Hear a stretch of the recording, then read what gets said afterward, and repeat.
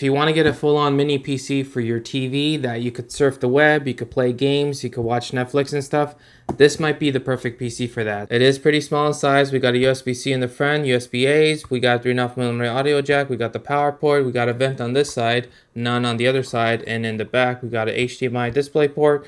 We have an Ethernet behind this sticker, so it says for faster setup, don't connect it to the internet during setup, but that's completely optional. And basically, when you do an offline install, you can't log into your account, so you could just make like a normal account without logging in if you want to go down that road, or you can connect an Ethernet and just log into your Microsoft account. That works as well. So we got USB-A's in the back and the power port, some vents in the back, as well as some vents on the bottom. We got the rubber feet, and I'm hiding some of that info right there, and then it looks like it can be mounted as well with these 2 screw holes. So the nice thing is it does come with a mounting kit in case you want to use it. And we got the power supply. It is 90 watts of power, and it is 100 to 240 volts. Also includes an HDMI cable. Start. Okay, so I'm going to do a boot time test to show you guys how long it takes for it to turn on, and then we'll do a few things on it. So currently we're at about 10 seconds now. So it's still turning on. I pretty much took out the password. Normally I put on a password on these things, but just for this video I just wanted to not put a password just for it to be simple. I recommend using passwords though. So it took about 20-25 seconds or so for it to boot up. And let's see. So I'm going to start opening up apps just so you guys could see that it is working, you know, if I want to open up and work on a PowerPoint. And this is the beauty of this thing, because this is a full-on computer, and you could basically play with this thing and use it like a full-on computer essentially.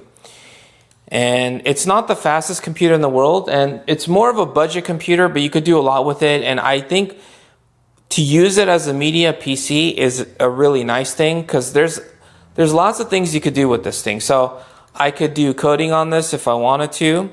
So I could, you know, do my code, press play, run the debugger and stuff, and then, you know, if I want to play with this, I could play with this. I could teach my kids how to code, you know, and it's easier to see because I'm demonstrating it on this instead of like a smaller screen and stuff. So there's an advantage there.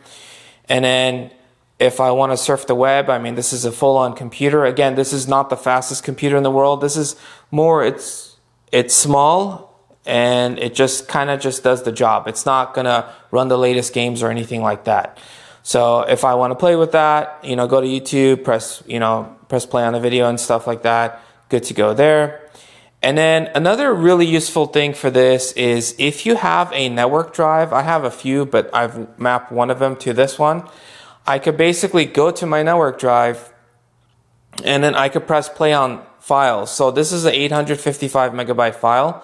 So I'll press play on this, and it's basically playing directly. I'm gonna mute the sound and stuff. So it's playing directly from the NAS itself. So it's literally going through the Ethernet, through the gigabit port on this thing, and it's playing straight from there. And then I could play a bigger file. This is a 3.2 gigabyte file, and this kind of shows you like it's pretty responsive. It's not like the smoothest thing, so when I fast forward it, you could tell there's like a little bit of lag. But then once you let it go, it kind of smooths out, you know. So it's not the fastest computer in the world. It doesn't have a dedicated video card, and I can even do the 7 gigabyte file. I mean, these are like massive files, and I'm moving it around, and it's fine, you know. So it's pretty usable. It's not like amazing, but it is pretty usable. So now let's jump on to, let me open up the task manager so you guys could see. So it is a built-in video card, so it's not powerful in terms of a video card. It is a Core i5. This is the 12600H series, and it has 12 cores and I think 16 logical processors. So you can look at it like this, or like this, and then it has 16 gigs of RAM.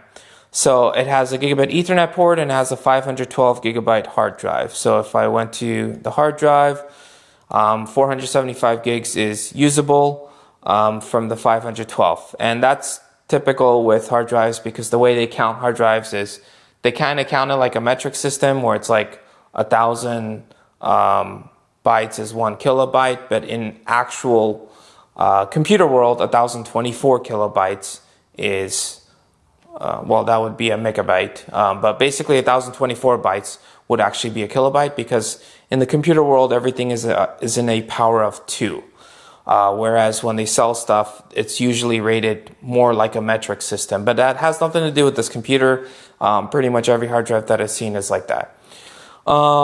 And then if you want to play some old school games, you could do that. So I have a super old school game, Red Alert 2. And this game is actually really fun. I like this game. It's a strategy game, but it's super old. And you know, it plays this, and I'm showing you guys live just to show you guys how long it takes. But again, I'm not going to play Forza Horizon 6 on this. It's not going to work. It either won't work, it probably actually just won't work. Or it's just not going to, it's going to be so laggy. But basically, it's just not going to work at all. And in fact, even this game takes a little bit to, you know, load up and stuff. And this is on the 4K TV, by the way. So if I hook this up to a 1080p TV, it would actually have a better response time and stuff.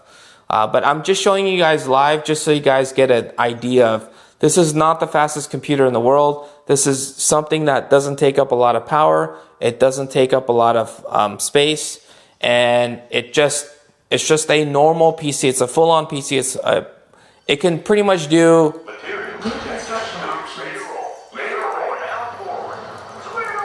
So, you know, you could play games like this.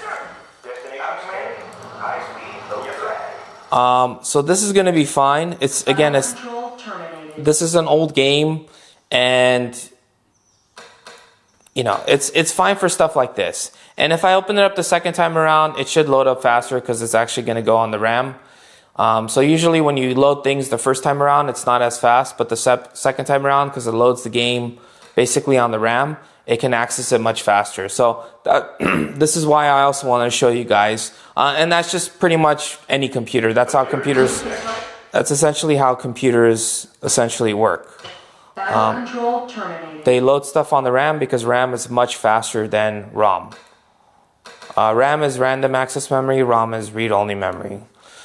Okay, and then in addition to that, again, if you wanted to watch Netflix and stuff, you could, if you have a Netflix account, I happen to have a Netflix account, you could log in and then you could go and you could watch movies and stuff like that as well. So if I wanted to click on this, I'm just going to press play and just jump around real quick. So I'll turn off the sound, but it's, you know, if you want to watch stuff like this, it's fine. You know, so you could pretty much watch movies and things like that on this as well, if you wanted to do that. So I wrapped up the video and then I went to go check, make sure I got everything covered, and I forgot to do the speed test. So I'm doing the speed test now, just so you guys could see how fast it can go. So this thing comes with an Ethernet port supporting up to gigabit speeds, and usually when it says gigabit, usually it's around this 940 number. So my internet speeds happen to be 5 gigs up and down, and so this thing is capped to gigabit speed, so that's as fast as it's going to go, which is right around the 940 number. If my internet speeds were slower, let's say it was at 500 megs, this would actually be capped to 500 megs. So this thing can go up to gigabit speeds. Now we're going to do a Wi-Fi speed test. All right, so now we're connected to Wi-Fi. So I unplugged the Ethernet cable, and we'll kick off another speed test, and I'll connect to the same server just so everything is apples to apples. So I'm currently running the TP-Link Archer BE400, and it's about 25 feet away or so. So if this was not inside the cabinet, it could probably go a little bit faster, but it's still doing fairly well. I mean, it's not like, you know, super amazing. It's not getting to the gigabit speeds, but it's not doing too bad. So we got 661 down, and we're getting, it should go a little bit faster because I did see the upload go a little bit faster earlier. So, in fact, I saw it pass 500 earlier. Okay, so yeah. So we got 661 down and 537 up. You know, if you want to check your emails, you know, surf the web, watch some videos, and, you know, nothing super processing intensive, it's great for that. It doesn't take up a lot of space, and it doesn't take a whole lot of power. So there it is, guys. If you guys enjoyed this video, you guys know what to do. Thank you guys for watching. Catch you guys in the next one.